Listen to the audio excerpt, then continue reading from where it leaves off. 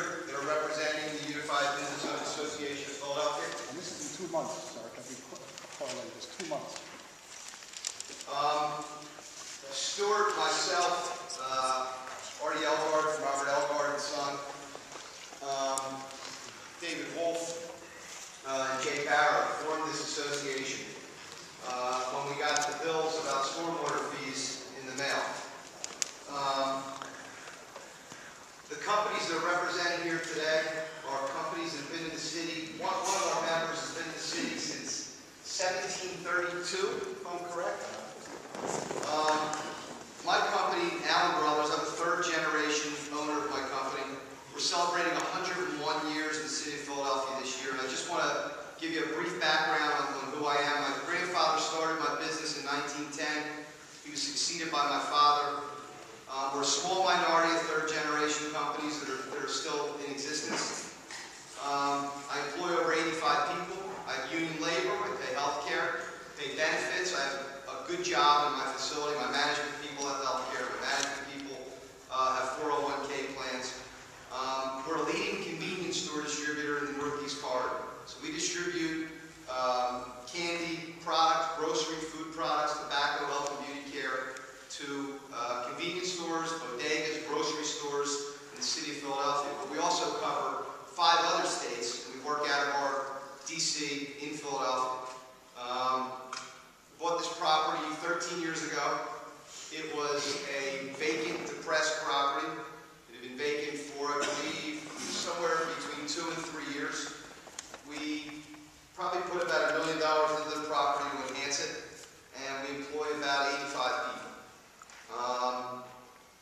In February, it was great to hear the people from the Philadelphia Water Department, because some of the things they said did make a lot of sense to me, and that is that in February of 2010, myself and my constituents got notices in the mail of a stormwater charge that we were going to start to get on our water bills. Which I understand the stormwater charge, I understand the need for increased taxes, I understand all that stuff. It's part of being a business owner. My fee was 275% increase. So I went from about $100 a month to $1,300 a month, which is a real big fee.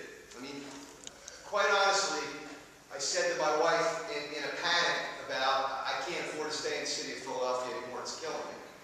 She said, but honey, who's going to buy your property?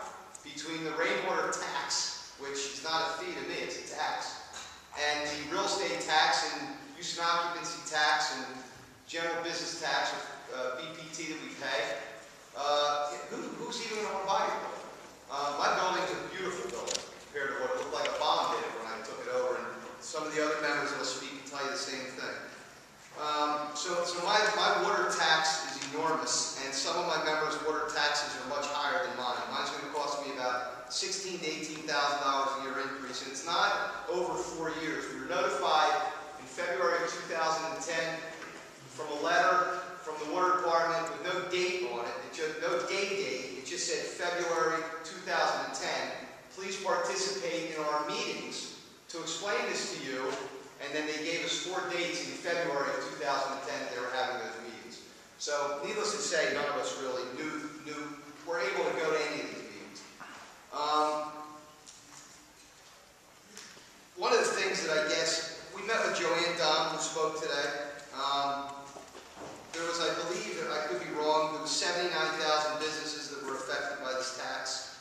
But there were 1,000 companies that were unfairly taxed. And I represent one of those 1,000 companies.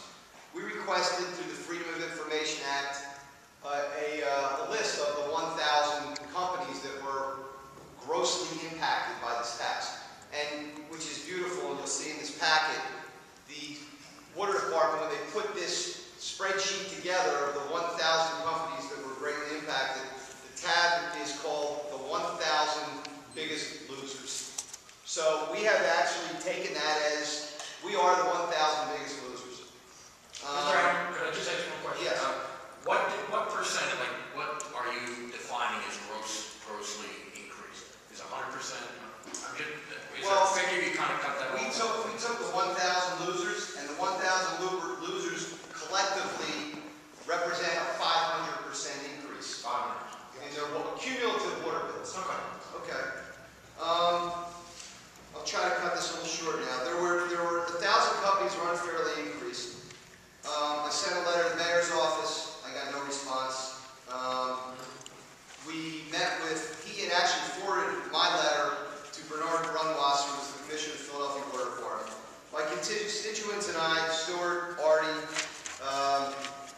Jay. We met with the water department and Joey and Don. We spent 2 hours with the commissioner rehashing the same well-rehearsed conversations we had with Ms. Don. And basically, we got a history of the Philadelphia Water Department. That's what we got.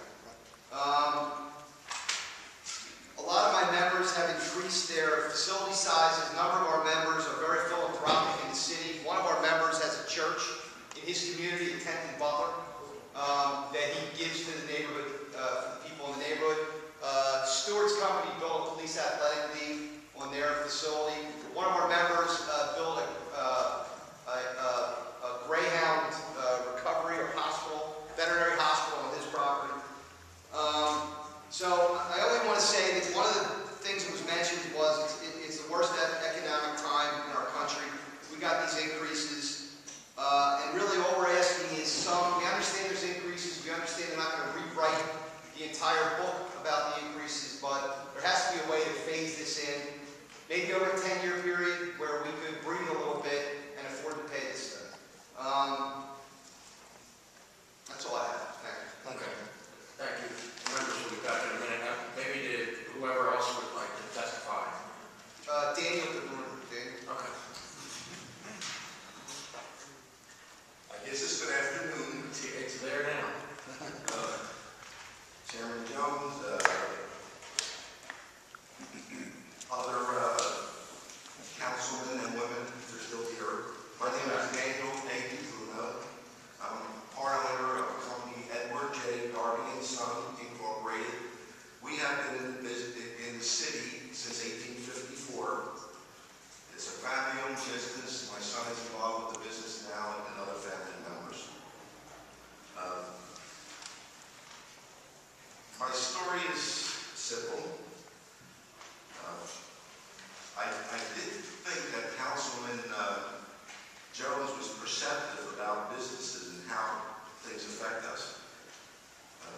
But I want to thank you for the opportunity to express what I believe is not an equitable outcome to the stormwater runoff charge as instituted July 1st, 2010.